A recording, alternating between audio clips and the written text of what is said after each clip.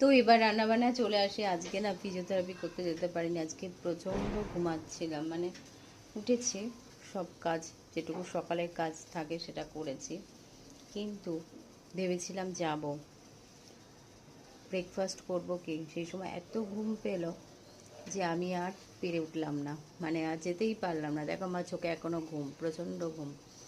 কিন্তু যেহেতু আমার কালকে একটু রান্না করা আছে বলে আমাকে শুধু একটু ভাত করে নিলেই হবে, আর একটা তেতো করব। আর আজকে মাথাটা ভীষণ যন্ত্রণা করছে, চাটাকেই শুয়ে পড়েছিলাম। আমি সাধারণত এতবার চা খাই না, তো আজকে আমার মাথা ভীষণ যন্ত্রণা করছে বলে একদম চা বসিয়েছি এই যে।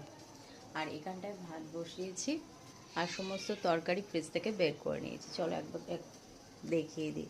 এই যে কালকে যে পোস্তটা করেছিলাম, সেই পোস্তটা যেহেতু আজকে শনিবার বর্মশাই খাবে, তো এই পোস্তটা গরম করে নিই। আর এটা না একদম ফুটে ফুটে আছে, গ্যাসটা বন্ধ করে দিই। আর এখানে আমার আছে মাছের ঝোল, যেহেতু কালকে রবিবার আছে, মাছ খাবো না, আজকে মাছটা খাবো, তবে এতগুলো তো খাবো না, কিছুটা থেকে যাবে। এখানে আছে ডিমের ঝোল। আর এখানে এটা তো হচ্ছে, ভাত তো হচ্ছে। আর এই কুমড়োটা না নষ্ট হয়ে যাচ্ছে, তার জন্য আমি দেখো অনেক কষ্ট করে এই টুকরোগুলো করে নিলাম। এইটুকু দিয়েই আমি একটা তেতো রেসিপি করে নেব। তেতো রেসিপি বলতে ওই যে এই যে মধ্যে উচ্ছে আছে, ওই যে উচ্ছে কুমড়োর বটি যেটা বলে একদম মশলা ছাড়া ভাজা ভাজা টাইপের, সর্ষে ফোড়ন দিয়ে আমি সাধারণত, আর ওইটাই করব। এই হচ্ছে আমাদের দুপুরবেলার খাবার। আর সাথে আছে টক দই, মিষ্টি দই, আর লেবু, আর শশা। এই দিয়ে দুপুরবেলা খাবো।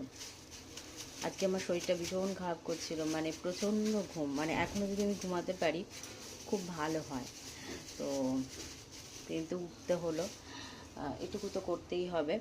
আর মামুনি খেয়ে নেবে, মামুনির তরকারি গরম করেছে, চলো দেখাই।